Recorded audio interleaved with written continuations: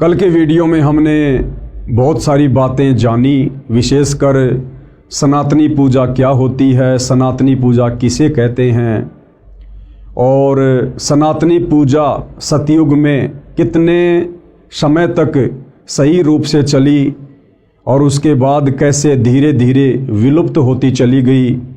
आगे चलकर वही सनातन धर्म अनेक पंथों में विभाजित हो गया, जातियों और संप्रदायों में विभाजित हो गया और वर्तमान समय में सनातनी पूजा पूरी तरह से लुप्त हो चुकी है।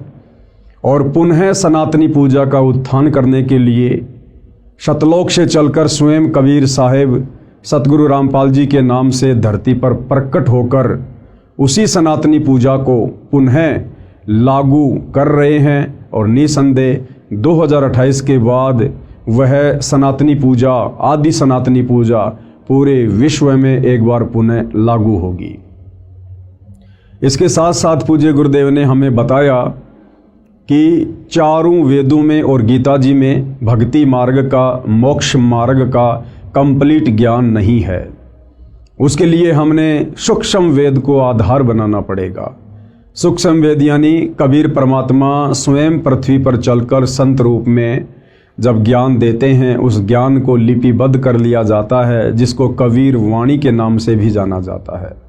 तो 650 साल पहले कबीर परमात्मा सतलोक से चलकर बनारस के काशी शहर में प्रकट हुए थे। 120 वर्ष तक उन्होंने हम आत्माओं को ज्ञान दिया, तत्व ज्ञान दिया। आगे चलकर एक अच्छी आत्मा आदरणीय धर्मदास जी के माध्यम से उस ज्ञान को कबीर सागर नामक पुस्तक में लिपिबद्ध कर लिया गया, जिसको 5वां वेद सूक्ष्म वेद कहते हैं।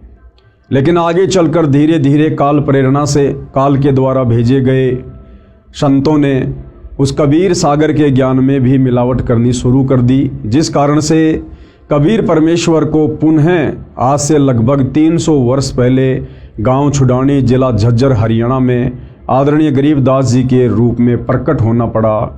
एक सांसारिक जीवन उन्होंने जिया। हालांकि परमात्मा कभी किसी माँ के गर्भ से जन्म लेकर नहीं आता है, लेकिन समर्थ उसको कहते हैं जो कुछ भी लीला कर सकता है। तो हम जीव आत्माओं की चरम दृष्टि को धोखा देते हुए कबीर परमेश्वर स्वयं गरीबदास जी के रूप में प्रकट हुए।